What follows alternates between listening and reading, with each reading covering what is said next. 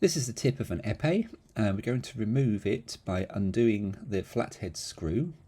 I'm using a 1.5mm screwdriver, and there is some magnetic attraction between the two, the screw and the screwdriver, as you can see, which can be a bit of a pain, but it can also be used to advantage later on.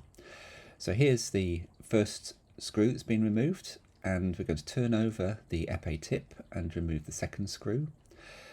And once you remove the second screw, obviously the tip is going to fire out. It's held in place by these two screws, and they can move up and down within that oval area.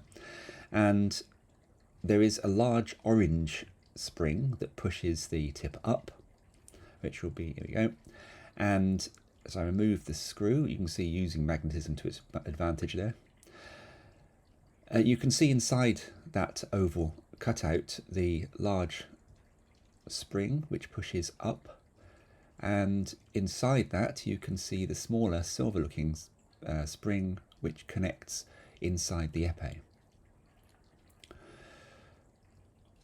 So the two screws that hold it in, one on either side, move up and down within that cutout to allow the amount of travel that's legal, which you can test with a gauge. And looking at the inside of the end of the epee, so I'll just leave the screw here and show you the inside of the epee. So if we tilt it up and focus in on the end, you can see the 2 points there, which are actually little silver pegs that hold the wires in place.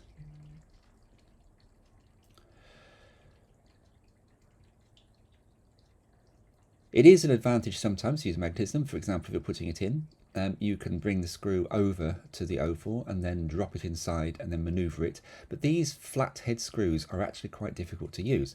And Leon Paul have produced these things called NEP, so new epee point screws. These are great. They're double-sided. You use a special screwdriver, which is also magnetized.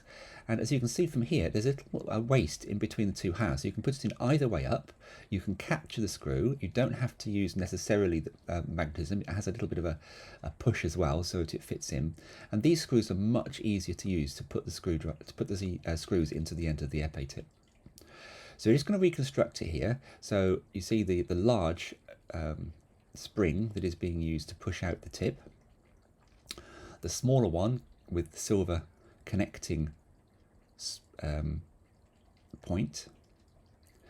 And as I hold it in, this is quite difficult to do on camera, so I'm just going to move it up so I can use both my hands to do this.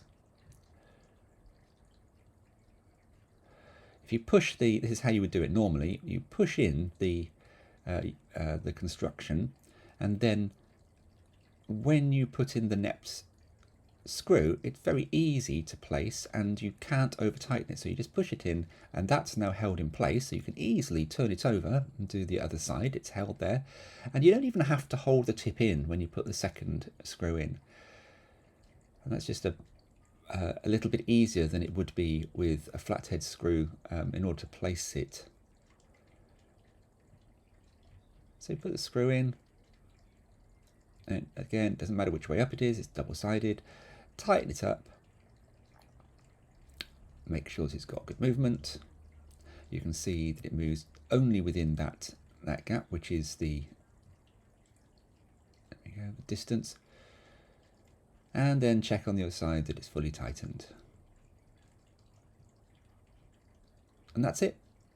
You've removed and replaced an epee tip. If your epee fails the weight test, it's very unusual and you would need to replace the orange spring, which may have become weak.